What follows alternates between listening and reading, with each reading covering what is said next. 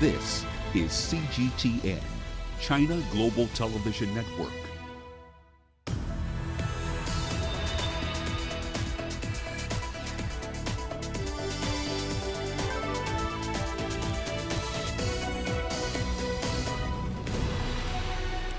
Hello and welcome to Global Business, coming to you live from Kenya's capital, Nairobi. I am Peninah Karibe. Let's begin with a look at the markets.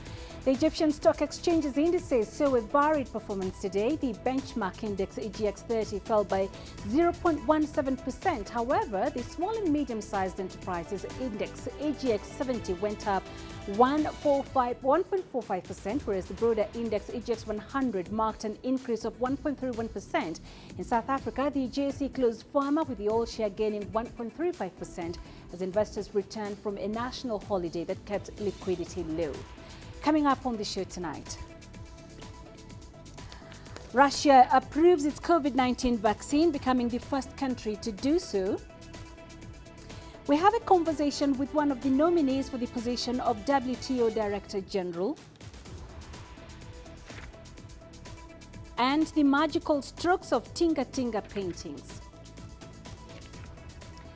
Russia has approved the world's first coronavirus vaccine. The drug, developed after less than 2 months of human testing, paves the way for mass inoculation, even as the final stages of clinical trials to test safety and efficacy continue.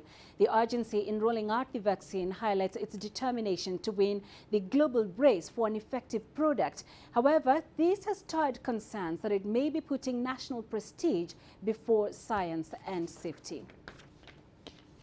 Julia Chapman is in Moscow. She joins us live with more details. Julia, this is a vaccine that has been tested for less than 2 months, and mass vaccination will be rolled out in October. What's the reaction to this news? Well, it's had mixed reaction from around the world. Some have welcomed this announcement that Russia has been the first country in the world to register a vaccination against COVID-19. Others are sounding warning bells, saying that it's simply too early to know whether this is safe and effective, because although phase 3 of the clinical trials of this Gamaleya Institute vaccine got underway last week, we still have very little data about the clinical trials overall. We don't know how many people participated in phases 1 or 2, and we don't know simply what the reactions have been among those who have been given this coronavirus vaccine. So epidemiologists are saying that it's dangerous to be declaring a victory and saying that this has been the first in the world to be safe and effective. It's simply too early to know that. Nevertheless, Russian officials are hailing this as Russia's next Sputnik moment. They've even named the vaccine Sputnik 5 after the first ever satellite to be launched into outer space. And Julia, President Putin has expressed confidence in this vaccine, even saying it had been administered to his own daughter. Did he say what specific checks it has gone through before giving it regulatory approval?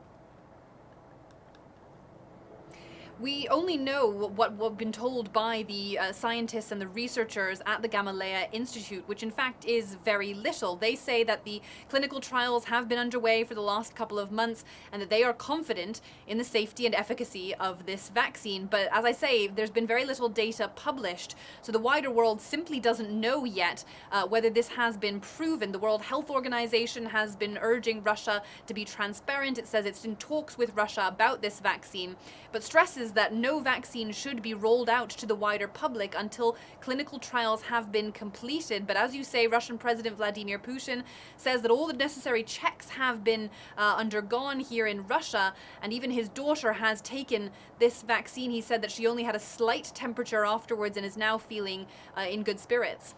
And yet we do know that last week the World Health Organization urged Russia to follow international guidelines for producing a COVID-19 vaccine. Has Moscow come to an agreement with the health body on this vaccine? Not yet, although we do know that Russia says that there are a number of countries around the world that are already expressing interest in this vaccine. The Russian Direct Investment Fund, the country's sovereign wealth fund, has been financing the Gamaleya Institute vaccine development program as well as all of Russia's vaccine programs. And the RDIF chief, Kirill Dmitriev, says that there are 20 countries around the world that are in talks with Russia to procure this vaccine. They say that they are confident in the vaccine already and they are happy to receive it. Some of those countries will be taking part in the phase 3 trials when the vaccine is given out to the wider public to test the reactions more widely. And there will also be some countries producing Russia's vaccine. But Kirill Dmitriev says that Russia will be able to produce some 200 million doses of this vaccine by the end of 2020. Around 30 million of those would stay here in Russia and the rest would be exported to the wider world. All right, Julia, thank you for that update. Julia Chapman live for us in Moscow. Now, Kenya's candidate to the World Trade Organization's top post, Ambassador Peninah Mohammed, says the organization is in urgent need of reform. She is battling it out with another 7 nominees, including 2 from Africa, in a race that should end early next month. She serves as Kenya's Minister of Sports and Culture and has previously served as Kenya's Foreign Affairs and Trade Minister, Ambassador to the WTO, and the first woman to chair the WTO's General Council. And Ambassador Peninah Mohammed now joins us live via Skype for a further conversation on this. Ambassador, thank you very much for joining us tonight. Your experiences make you a unique favorite for the top job at the World Trade Organization. Do you see it that way? And what do you bring to this organization? Well, I think that first, thank you very, very much for having me. But I believe very strongly that my professional life prepared me for this post. As you know, I was ambassador to Geneva, and while there, I served as chairman of different bodies of the WTO, including the Trade Policy Review Body, the Dispute Settlement Body, and the General Council. So all in all, about 25 years of my professional life was focused on multilateral trade.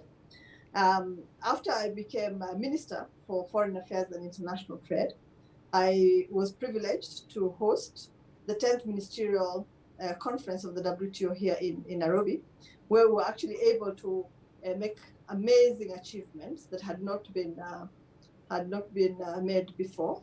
The agreement on the prohibition of export subsidies is one such agreement that we adopted here in Nairobi. The other one was the expanded IT agreement, the information technology agreement. Getting both of them done required a lot of political work with the trade ministers, with ambassadors, with the secretariat in Geneva. And I think that really is what sets me apart. Having been able to work at the technical level as ambassador in Geneva, but before that as a delegate, but also at the ministerial level, where I was privileged to get amazing results at a very successful ministerial meeting that I chaired.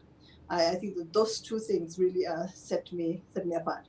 I have had a political career now that spans over 7 years. I became Minister for Foreign Affairs and International Trade in 2013, and I've been minister in President Uhuru Kenyatta's cabinet since then. So I haven't actually stopped being a political leader in my country.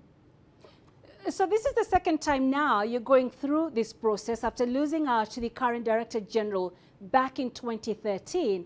7 years later, is there a difference between Ambassador Mohammed of 2013 and Ambassador Mohammed today? I think the main difference is that I have now acquired extensive political experience, which is needed to be a successful Director General. As I said, I served as Kenya's Minister for Foreign Affairs and International Trade for several years. In this capacity, I chaired the ministerial in Nairobi, during which I worked with WTO members and delivered historic agreements that I mentioned before. But the most important one was one that had been negotiated over 15 years. And there had been no breakthrough. But working with ministers and with leaders of countries who were actually able to broker that agreement, the one on the prohibition of export subsidies. Now, what it did is that it leveled the playing field. and allowed farmers from developing countries and even from some LDCs to be able to sell their products in their own market, but also have access to other markets because the export subsidies that had distorted trade in agriculture had been removed. Updating the information technology agreement, immediately it was adopted, injected trillions of dollars into the economy. It allowed our young people access to affordable technology, and hence the M-Pesa and all the other discoveries that we've had. And so basically also for us, to a certain extent, even given the digital divide, it leveled just a bit of the playing field.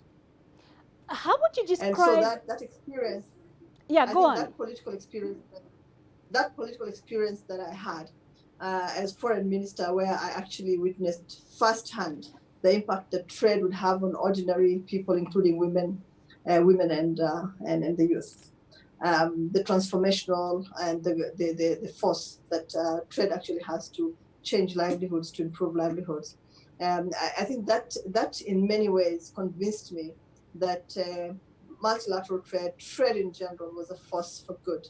And it was something that we should all work to achieve, but also a system, a rules-based system, which existed and which had to be protected, because it's the rules that leveled the playing field for farmers and entrepreneurs from the developing and least developed world. And so now, Ambassador Mohammed, should you then get this post, you will be occupying the seat of Director General Roberto Azevedo. How would you describe his term? Oh, I enjoyed working with DG Azevedo. I think he's an exceptional leader. And especially during the Nairobi Ministerial Conference, he supported the outcome that we had. And we worked very, very closely together. And what I would really like to wish him is an exciting next phase of his amazing life's journey. So Roberto, if you're hearing or listening to this, I truly wish you all the best. So these changes at the World Trade Organization come at a very crucial time for Africa. It is gearing up to implement the Free Continental Trade Area in January. We've got 3 candidates, you alongside a candidate in Egypt and Nigeria, the entire continent looking up to you. What does your win mean for the continent and for this integration? Well, the CFTA should help integrate our countries into the multilateral trading system, facilitate deeper integration in impact. Africa's share in world trade today is less than 3%, which is lower than a number of developing countries' share of trade. And not just one, but several developing countries have a bigger share of world trade than the whole continent of Africa has. So apart from increasing intra-Africa trade, which is currently at 15% and should be much higher. Others are at 50 and 60 and 70%. And so we should actually increase this intra-Africa trade. It would also provide significant opportunities for the rest of the world. I was looking at a World Bank study that was completed recently, which indicated that the CFTA would actually inject about $450 billion into African economies over a certain period of time. By 2035, it would inject that amount of money. But it would also inject a lot of money into the economies of countries around the world. And the figure that the World Bank has given is 76 billion, which I think is actually an understatement. I think it will inject much more than that into the world economy. If one could just imagine the whole continent opened up as a free trade area, all the barriers down, I think that would mean a lot for multilateral trade as well. It will complement everything that the WTO itself is actually trying to achieve. So I think that if I was selected to be DG, what I would do is work with the Secretariat, offer the capacity building, technical assistance they need to bring them up to par with other secretariats of other regional trade organizations, so that they can use it to inspire a continental trade, to encourage the bringing down of barriers, to build capacity across the continent. And I would look at having an MOU with the Secretariat just to make sure that support can be sustained over a long period of time. we would want it to discharge its functions effectively and efficiently and promote integration among African countries. I think a vibrant Africa, that picture of a vibrant Africa would provide a boost to the global economy, and it would also provide opportunities for all countries.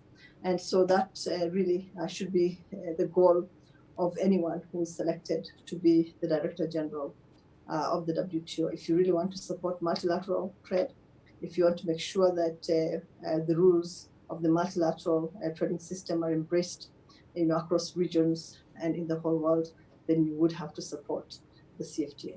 Well, and I guess, Ambassador Mohammed, this conversation wouldn't be complete without me asking you the one question that I guess everybody the world over is talking about, the tensions between the US and China.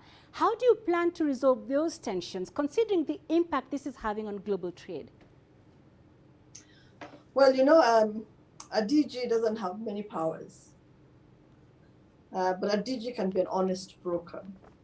And a DG has the power of convening members to meetings, convening members to roundtables for dialogue, for discussions, to encourage, movement in a certain direction. And so that power is to help convene, it's to engage, it's to persuade, and to seek convergence on issues of concern. I think I would remind all members, especially the bigger members of the WTO, that they need to be sensitive to the aspirations of the least developed countries, especially, and developing countries like mine in general.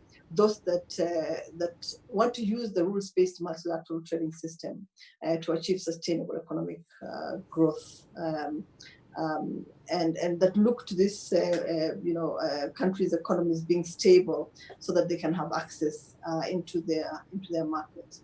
And I think that it's a recognition of how important these countries are, that their policies are reviewed every 2 years, as opposed to 8 years for LDCs, for instance, 4 years for others, and 6 for many other countries. But theirs are reviewed every 2 years to just make sure that there are markets that absorb most of the products that other countries produce are kept open, and that commitments that are undertaken are actually kept. So I would be an honest broker. I would look at what raises concerns and raises tensions. And in most cases, you'll find that at the WTO, it is a result of weak rules that need to be strengthened, or the absence of rules, and therefore the need to negotiate. And so reigniting multilateral negotiations around rules, I think, would be an important step for any Director General to take. Because then you'd be addressing the discrepancy, I think, between the rules and developments in the international space. And so that's what I would encourage. I would encourage the restarting of multilateral negotiations. We have the fisheries negotiations ongoing now, but that is too little. We need to engage in many other fronts.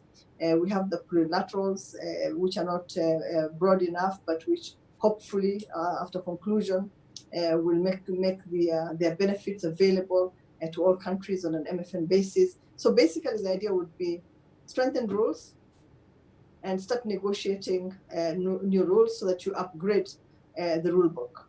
And I think that if there are trade disputes, if there are trade tensions, they can be addressed within the WTO framework.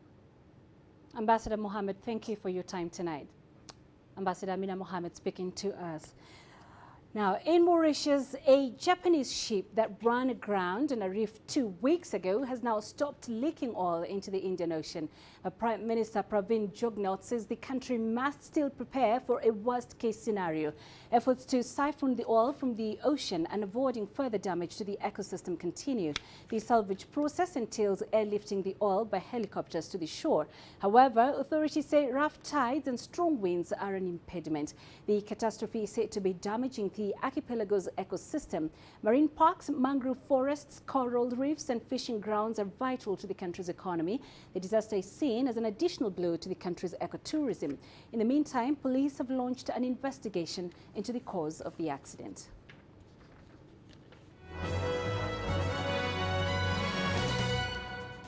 In some corporate headlines, Kenya's bank Equity Group has completed its acquisition of 66.5% stake in the Banque Commerciale du Congo at a cost of $95 million. The group's managing director and CEO, Dr. James Mwangi, said that the merger will produce a subsidiary that will contribute more than 20% of the group's total balance sheet.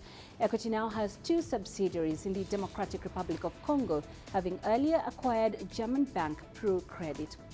Angolan billionaire Isabel dos Santos will leave her job in the administration of telecoms operator Unitel.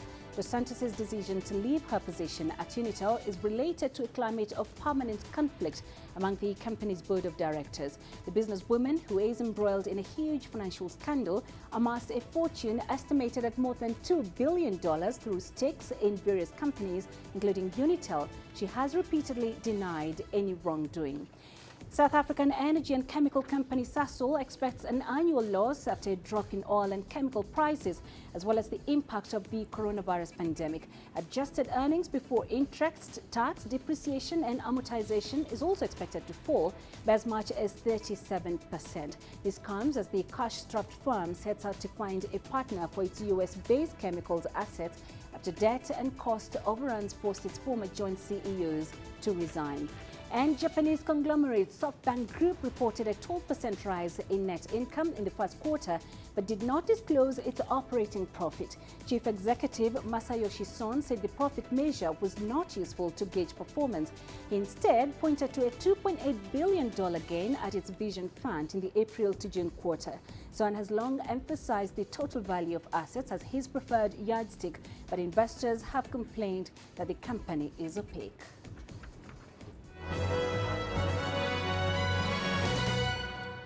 You're watching Global Business. Still ahead.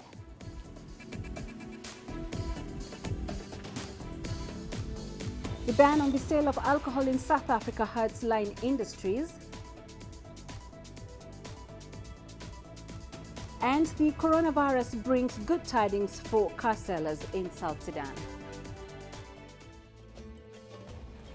There's more to this place than just glorious landscapes.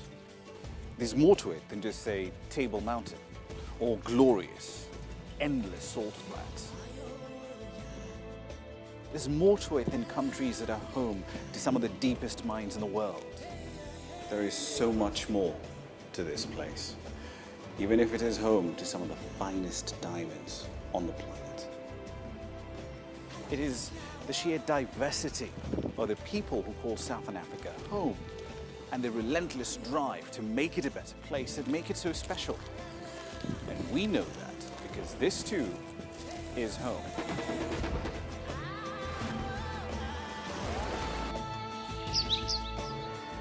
No one knows Southern Africa like we do.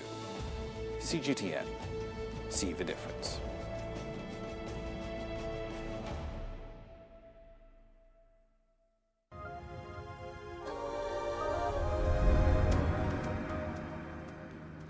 Malawi has initiated the closure of bars and churches in new restrictions to limit the alarming spread of the coronavirus pandemic. This comes 3 months after a court blocked the government from imposing a full lockdown, citing failure to announce any measures to cushion the vulnerable. Wearing of face masks will now be mandatory. All public gatherings have been banned. Bars will only be allowed to sell takeout alcohol. No groups of more than 10 people are allowed except for funerals with a maximum of 50 people. Following the confirmation of the first positive case on April 2nd, the number of confirmed cases has nearly doubled over the past 4 weeks to hit over 4,600 and 143 deaths. We were not consulted. We did not even receive prior notice about the development of these new rules and regulations. For that reason, we express our displeasure. But law is law, and it must be adhered to. My reaction is that the government has put good ideas in order to combat the spread of the coronavirus in the country. South Africa's ban on alcohol continues to have a devastating impact on the entire industry. Over 118,000 jobs have been lost since the first ban was implemented in March. SAB and Heineken South Africa have since cut back on investments amounting to more than $339 million. Sumitra Naidu takes a look at how recyclers are surviving during this time. The South African government is losing billions in tax revenue as a ban on alcohol remains in place. But the alcohol industry is losing more. The entire value chain is being impacted. One of the hardest hit parts of the supply chain is glass recycling. Alcoholic beverages comprise all 85% of all glass sales, which is used to package alcohol. This has had a devastating impact not only on the glass manufacturers, everyone across the value chain. The impact of this on the first ban, glass collectors, of which there's approximately 50,000, could not collect their glass because there was no one to buy their glass, so it had a devastating impact on them. After a brief lifting, President Cyril Ramaphosa reinstated the ban to help restore capacity in hospitals that were being inundated with alcohol-related incidents. Waste pickers and glass recyclers are struggling to survive. Recycling all the time, just recycle, keep on recycling because we don't have works. And it helps us a lot because we can buy food, what eat, and it's a daily income. Every day we must buy food for the children. Per day we make about sometimes 80, for the lowest we make 80 rand, sometimes for the highest we make about 250. It makes us suffering, and make us worse suffering because sometimes we don't get nothing, we must go sleep hungry. We can't make a plan at home. South Africa has one of the highest unemployment rates in the world at 30%. COVID-19 and the subsequent lockdown will push this higher in coming months. Another 84,000 jobs are on the line in the alcohol industry. As an industry, we did assist the glass suppliers who supply to the two glass manufacturers with cash incentives. We supported the glass suppliers who supply to Isanti and to Consul in excess of 1.8 million rands. Currently, with the second ban, we're very tight in terms of financial resources. We're looking at where we can help. But from a government perspective, there has been absolutely no assistance whatsoever. Consul Glass has reportedly halted a $113 million investment due to the alcohol ban. The investment was anticipated to create 120 direct jobs and over 2,600 along the chain. Sumitra Naidu, CGTN, Johannesburg, South Africa. Car dealers in South Sudan say they are selling more vehicles despite the outbreak of the coronavirus pandemic. Salesmen say the surge in demand is largely down to aid agencies needing to reach people in remote areas. The country has also eased restrictions imposed earlier to curb the spread of the virus. Patrick Hayat reports. At this car dealership in Juba, business is booming. Our workload is increasing right now because of the demand of motorcycles and motor vehicles. And we just recently employed another 5 extra people. Doshi Motors are seeing an increase in sales amid the pandemic. More off-road vehicles and motorcycles are being sold to aid agencies that need to get to people outside of the capital. Restrictions to curb the spread of the virus have now also been lifted, meaning many displaced people are heading back to their own homes and consumer confidence is returning, something showroom manager Isaac says during lockdown, people were more cautious about spending their money. Before it was not much because again, the issue of conflict and insecurity, especially in the States, it used to hinder much of the business. But the coronavirus is causing problems for dealers here. All these cars have been sold during the COVID-19 outbreak, but around the world, the pandemic has hit the car industry hard, and dealerships here are running into difficulty as a result, particularly when it comes to the import and shipment of vehicles. South Sudan's economy is struggling following the global dip in oil prices. Experts say the automotive sector could be a way to help revive it. South Sudan need to diversify the economy. South Sudan should not depend too much on oil revenues. They need to improve other sectors. Secondly, they need to fight corruption. They need to improve management of the national resources. The big question is how long this surge will last. At Doshi Motors, they are hoping it continues, but coronavirus cases have passed the 1 million mark in Africa, and if lockdowns return, they say their trade will once again suffer. Patrick Koyet, CGTN, Juba, South Sudan. You're watching Global Business. Still ahead.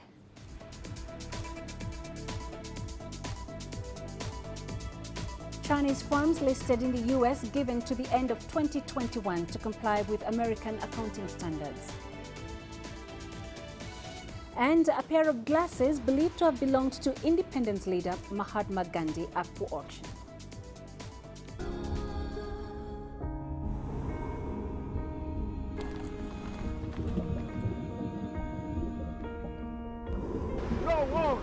No one again began holding guns. Machine guns from police forces towards the protesters.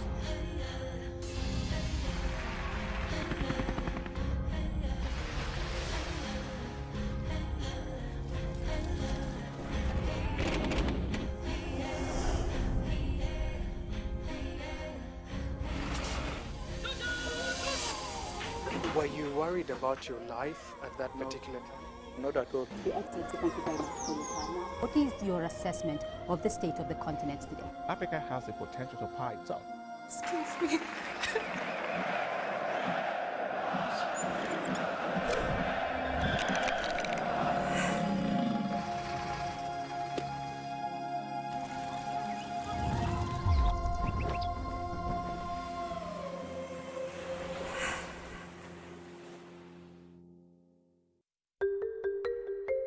How will your world change today?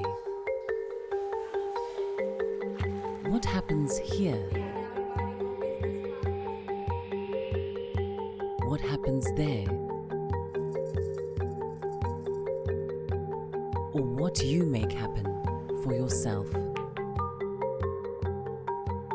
If it matters to you, it matters to us too.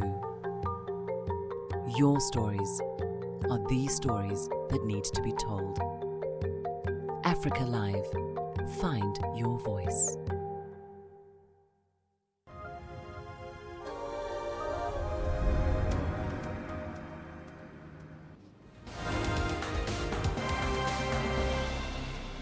Recapping other headlines, at least 70 people are feared to have been killed in clashes between civilians and government forces in South Sudan. The clashes took place during a disarmament exercise in Tonj East in Warrap State in the north of the country. Still on security matters, at least 19 civilians have been killed in attacks on 2 villages in the northeast of the Democratic Republic of Congo. The hit was carried out in the Banyali Kilo area in the province of Ituri. Schools in the Democratic Republic of Congo have reopened 2 weeks after the government lifted other COVID-19 restrictions. Hand washing, social distancing and the wearing of masks are among the health measures to keep students safe. And Egypt's government has been revamping the historic Tahrir Square, famous for political demonstrations in Cairo. The square gained global recognition as the cradle of the revolt that toppled Hosni Mubarak in 2011. The move has elicited different reactions in Cairo.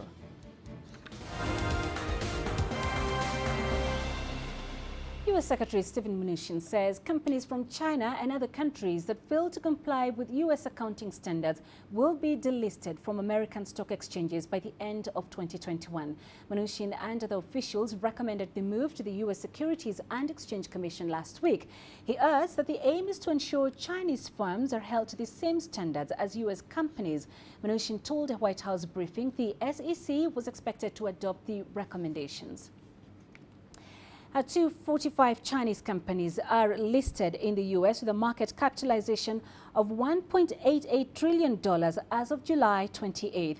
107 of the 245 firms have a market capitalization below $144 million. 23 of the 245 firms have a market cap exceeding $14.4 billion and account for over 87% of the total market cap for U.S. listed Chinese companies. The top 5 U.S. listed Chinese stocks in terms of market cap are Alibaba, China Mobile, Pinduoduo, JD.com and China Life Insurance. 165 of the 245 firms are listed on the Nasdaq, 75 are listed on the New York Stock Exchange, while 5 are listed on the NYSE American. Now to Washington's clampdown on TikTok. Treasury Secretary Stephen Mnuchin says the Chinese-owned short video app cannot continue in its present form by collecting data on Americans on a large scale. Mnuchin adds that the Treasury has the tools it needs to remedy the situation. The Chinese Foreign Ministry has urged the U.S. to stop restricting TikTok. The ministry says that American actions violate World Trade Organization rules by abusing state power and the concept of national security. Meanwhile, National Public Radio is reporting that TikTok plans to file a suit as early as Tuesday over President Donald Trump's executive order banning the app in the U.S. That comes as Fox Business reports that Blackstone is in discussions about potentially buying TikTok's American operations. The move comes one day after reports of Twitter approaching TikTok's Chinese owner ByteDance to express interest in the app's U.S. business. Aside from banning TikTok, Trump also signed an executive order banning transaction with WeChat. The ban will come into effect next month. CGTN's Rui Huio takes a look at the impact on WeChat's parent company Tencent and American companies. Just to be clear, Trump has not issued a blanket ban on WeChat. The order targets transactions related to the app. The U.S. leader put it like this: any transactions that is related to WeChat by any person or with respect to any property subject to the jurisdiction of the U.S. with Tencent shall be prohibited. Still pretty unclear, right? We don't know how these transactions are defined exactly. Like, do they include buying a coffee from Starbucks on WeChat? WeChat differs from many other messaging apps like Facebook and WhatsApp, leading some to describe it as a super app. Besides chatting, it's also used to pay the bills, read the news, watch videos, play games, and listen to music. In addition, third-party developers like Starbucks, KFC, Amazon, and Nike all have their own mini programs on the platform. If the ban targets payments and other transactions, then obviously these American companies would take a serious hit. And those running advertisements on WeChat will also be affected. And it will be an especially huge blow to one American company, Apple. When they are not allowed to upgrade WeChat on their phones through the closed system of iOS, people in China will get rid of their iPhones because WeChat is much more important on a daily basis than the platform that it's on. If this goes through, Apple stock will nosedive because of the percentage of its sales in China, its largest market. But what about the potential impact on Tencent? WeChat has over 1.2 billion global users, trailing only Facebook, YouTube, WhatsApp, and Facebook Messenger. But unlike TikTok, the majority of WeChat's users are in China. According to Statista, less than 1% of mobile phone users in the US use WeChat. In contrast, more than 90% use Facebook. In other words, Trump's executive order is not expected to seriously damage Tencent, because the company's main business abroad is in video games and cloud services. In the U.S., lawmakers are continuing to battle over an economic relief plan. That comes as President Donald Trump says on social media that his political opponents want to meet to discuss a new stimulus plan. Unemployment benefits for tens of millions of Americans dropped by $600 per week at the end of July. Trump has signed an order in an attempt to restore part of that money, but as our Owen Fairclough reports, he may have created a new set of problems. Estasha Goodwin managed to adapt her nail salon business after it was shut down when COVID-19 hit San Francisco in March. I started recently offering press-on nails. They're a full coverage nail tip that goes over the nails that I can design in any art, customize for my clients, and send them with a kit and everything they need to put it on themselves. But it hasn't been enough. Even when the federal government topped up unemployment benefits with $600 a week, as part of a $2.2 trillion stimulus package. Honestly, the stimulus goes 100% to my rent and maybe about a week of food. Unfortunately, it doesn't cover my rent here at my salon space. It doesn't cover my car note. It doesn't cover insurance. It doesn't cover a lot of things. And those extra benefits expired at the end of July. We do have divisions about what to do. Negotiations over how much to spend on another rescue package have collapsed, with Democrats demanding more than $3 trillion, Republicans around $1 trillion. If Democrats are focused on meeting the immediate needs of tens of millions of people terrified about how to pay for their next meal or facing eviction, conservative Republicans are focused on the economic impact of all this spending and specifically an ever-ballooning budget deficit. It's nearly $3 trillion and counting, and Republicans think a deficit this steep will hamper any economic recovery as well as future growth. They also want to focus on helping businesses and limit financial support for individual states. President Trump has waded into the deadlock, signing a handful of orders to increase unemployment benefits by $400 a week, as well as preventing evictions and suspending payroll taxes. Will help, but we're not going to do numbers. They talked about a number of $1 trillion. We can't do that. Yet Democrats claim Trump's actions fall far short of the kind of help Americans need and argue that ending payroll taxes drains money from retirement and medical benefits. Trump denies this, but his orders may be open to legal challenge over the limits of his authority. They're absurdly unconstitutional. Arguments that perhaps matter less to people like Estasha, as she wonders how to keep her business and household afloat amid a resurgent pandemic. Until we get it together, then I really do have to make some really hard decisions. Owen Fairclough, CGTN, Washington. Singapore has started crushing tusks worth an estimated $13 million in what authorities say is the biggest such event globally in recent years. It also signals the island nation's fight against illegal wildlife trade. The city-state crushed 9 tons of ivory, including a record 8.8-ton seizure last year, which authorities said came from nearly 300 African elephants. Destroying the ivory would prevent it from re-entering the market and would disrupt the global supply chain of illegally traded ivory. Singapore is a nautical waypoint in shipments of banned animal products between Africa and Asia. Last year, Thailand was the 8th most visited country in the world, welcoming almost 40 million foreign guests. The size of its tourism sector has made the pandemic especially hard on the country. CGTN's Dusita Sarkio reports. It's the weekend, a ceremony to officially reopen Pattayaa's walking street. City officials are excited. The music pulses with laser beam lights. Bar girls stand ready to cater to foreign men's desires. But as the night wore on, this was far from what they were hoping. In normal times, this is what it looks like. Along a corridor of about 3 miles, nightclubs, bars, agogos fuel a 24/7 hedonistic lifestyle that attracts customers from all over the world. But with the customers missing, this is what's left of a once thriving city. If you just look at Walking Street, only 20% is open. Everyone wants to open, but for whom? If they open, what about the running costs of paying for staff, water and electricity? If they stay closed, it's just rent, but how long can they survive? For one of the world's most famed, or some might say infamous, tourism hotspots, the economic devastation is near total. The economy of this city was built around tourists. Many of these businesses were designed purely to serve international travelers. Usually, they will be busy preparing for a busy season. Most now sit closed, some indefinitely. Thailand depends on tourism for more than 1/5 of its GDP. But in Pattaya, nearly the entire economy runs on visitors. Last year, the city saw 18 million tourists. This year, the numbers paint a dire picture as Pattaya has already lost more than $3 billion in tourism revenue.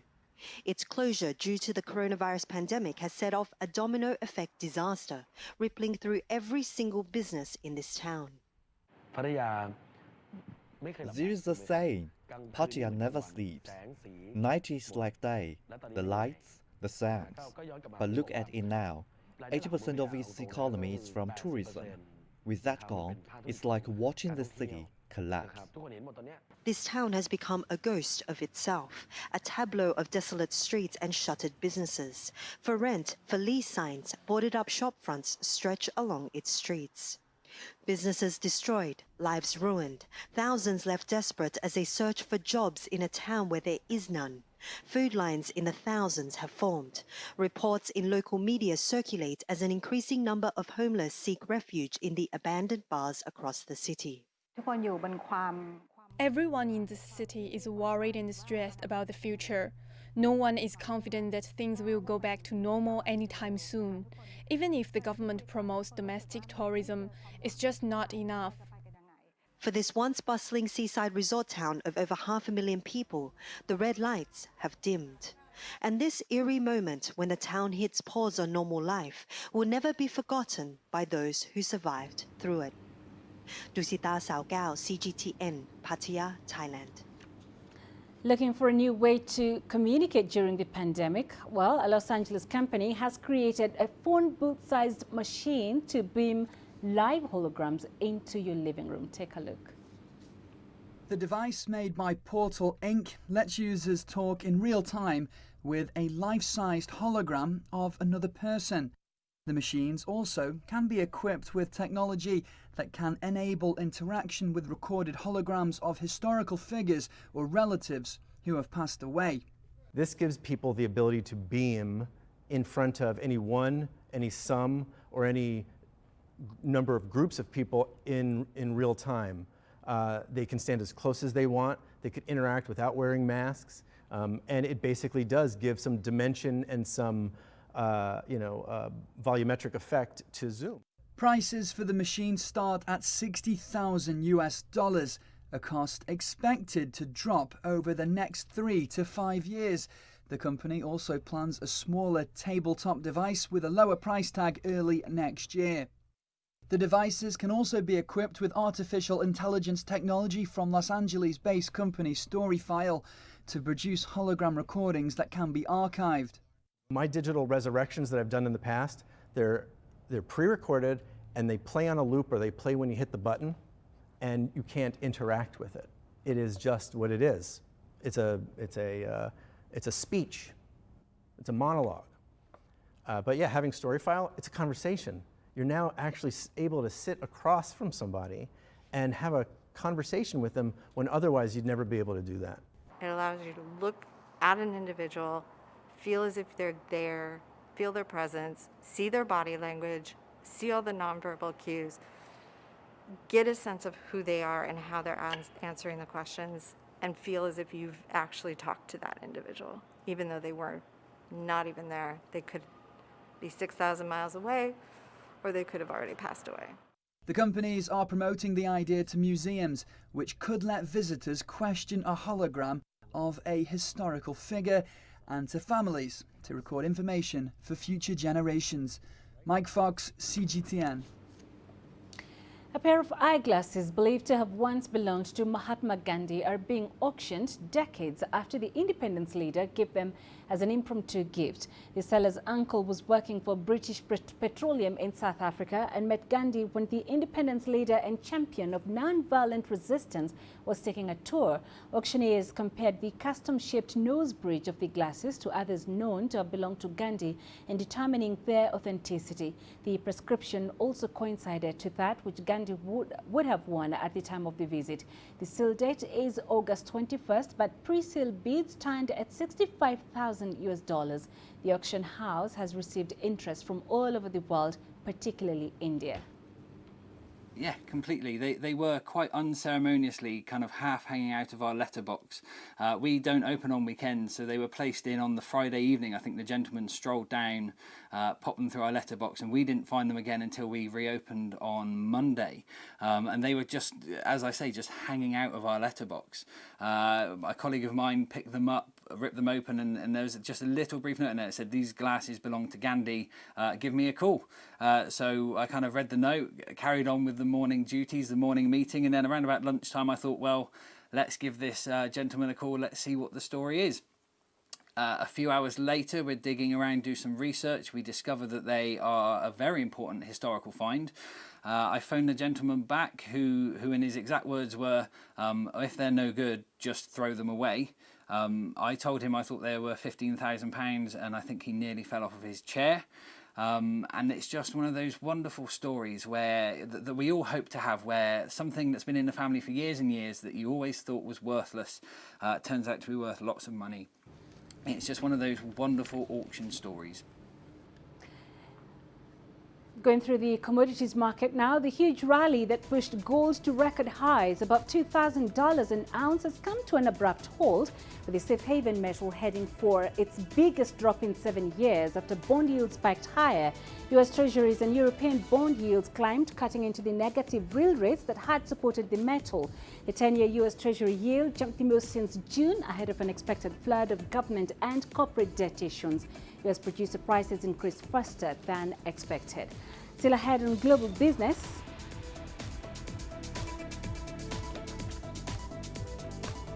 the magical strokes of popular tinga-tinga paintings. You don't find the stories of North Africa by sitting on the sidelines.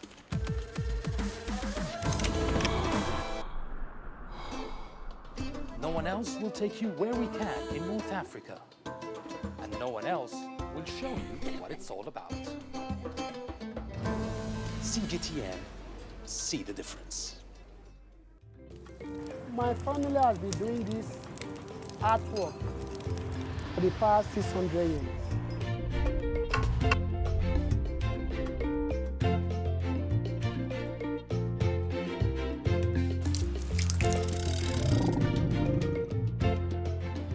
My dream is to be the leading player in Africa in spice sector.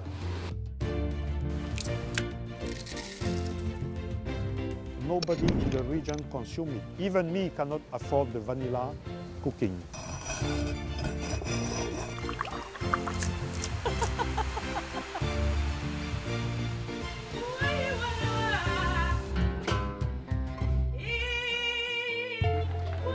What we've created here is the elegance, the color, the celebration of life. Tinga-tinga paintings are a unique and visually stunning painting style that was developed in the second half of the 20th century in Tanzania, East Africa. Now, tinga-tinga is one of the most widely represented forms of tourist-oriented paintings in Tanzania, Kenya and other neighboring countries. Today, let's walk to Tinga-Tinga village in Dar es Salaam and meet Abdul Mkura, one of the best painters within the Tinga-Tinga team.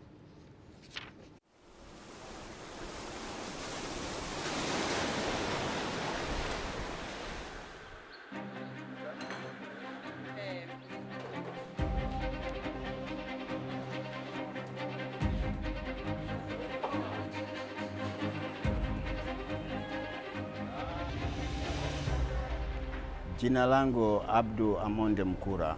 Nimekuja hapa mwaka 1974 na nilipokuja hapa nilifikia kwa kaka yangu na Omari Amonde. Kaka yangu nilimkuta anachora picha za tingatinga. Lakini sikufahamu tingatinga ni nini, lakini alinielimisha tu vizuri tu.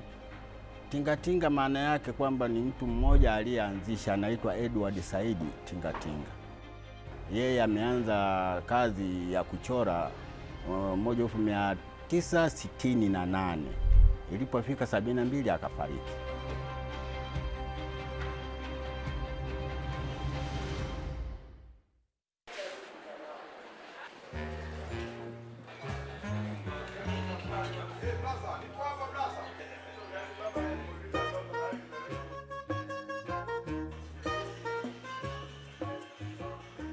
Sisi hapa ni mshirika Tinga-Tinga Society Cooperative.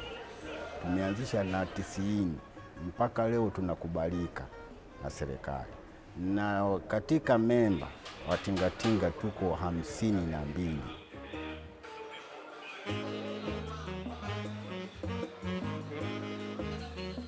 Tinga-Tinga ilikuja kwamba ni kitu cha kufikiri kichwani. Zamani ilikuwa tunakata sindboard. Kwa hiyo tunakata zile kwa kutegemea size ambayo inatakikana kubebeka. Baadaye tena mfumo wa kuchukua wateja wetu wanaziona mzito, ndio tukabadilisha mfumo wa plough ili kwa vile mzito kwa kubeba, ndio tukachukua sasa kuwa tunawamba kwenye frame nguo ambaye material yetu sasa tumebadilisha, ndio haya mnayoyaona madukani sasa hivi. Usanii wa zamani unatofautiana na sasa hivi. Zamani tingatinga hamna kusketch. Tingatinga inakuja kwamba unachukua, unatayarisha rangi, wewe na brushi na ni unaanza kuchora. Lakini unaanza kuchora sio kwa kutazama kwamba kukopi mahali. Kwa mfano kama mimi nimeishi kijijini. Wanyama wale tulikuwa tu wengine tunakutana nao, huyu swala, huyu pundamilia, huyu faru, utachora kama vile ulivyomwona. Hatuwezi kufananisha na kitu, ila tunachukua mawazo ya kichwani. Kwa hiyo mfumo huu umebadilika mara 2 au mara 3, kwa sababu mpaka sasa hivi kwenye tray tunaweza kuchora, kwenye sinia ambaye hii aluminium tunaweza kuchora, kwenye t-shirt tunaweza kuchora. Kwa hiyo ili mabadiliko haya yamekwenda msisimuko wa kazi ambaye tunazozibuni sisi wenyewe.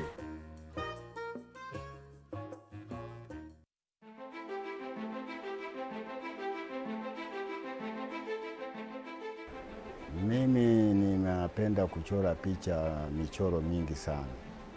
Lakini michoro niliyokupendelea sana na hasa kuwa na moyo wangu kupenda sana, mchoro wa tembo. Tembo nimechora miaka 20 zilizopita. Nilikuwa na mawazo ya kufikiria hali ya tembo alivyo. Kwanza tembo ni mkubwa kuliko wanyama wote. Alafu tembo ana nguvu kuliko wanyama wote. Niliwaza kwamba nikiweka tembo niweke mpako mweusi. Lakini kwa nini ninaweka mpako mweusi? Huu mpako mweusi sawa na giza, wakati hamna mbalamwezi, hamna nyota kali, giza nene. Sasa na huyu hii nyeusi na tembo, yeye ni anatembea usiku. Kwa hiyo sasa nilifananisha kwamba wale wakubwa hawaoni usiku, hawaoni mchana. Sasa sawa na inti anaikanyaga tu, bwana wewe twende. Hizi kazi sisi tunabadilisha kila awamu. Sasa vijana wa sasa hivi kwanza wameenda shule, wanataka kwenda na maisha ya sasa hivi digital. Sasa lazima wachanganye zamani mpaka sasa hivi, na ndio maana tunaona picha zimebadilika. Tingatinga imesifika kwa maadili ya uchoraji wenyewe, umekuwa kama katuni inaelimisha kama shule. Wengi wametengeneza vitabu, wengi wamefundishia watoto. Kwa hiyo ni moja la somo tingatinga, inaelimisha. Mpango wangu wa kwenda mbele kwamba picha mimi huwa natumia baada ya miaka 3, ninafikiri kuchora kitu kingine kipya. Na muundo niliyechora hivi sasa hivi, ninatarajia kuchora picha ingine mpya, jina la hiyo picha inaitwa zamani mpaka siku hizi. Na matarajio yangu hiyo picha itakuwa zaidi ya picha zingine zozote zile nilizoanza kuzichora kwa wakati.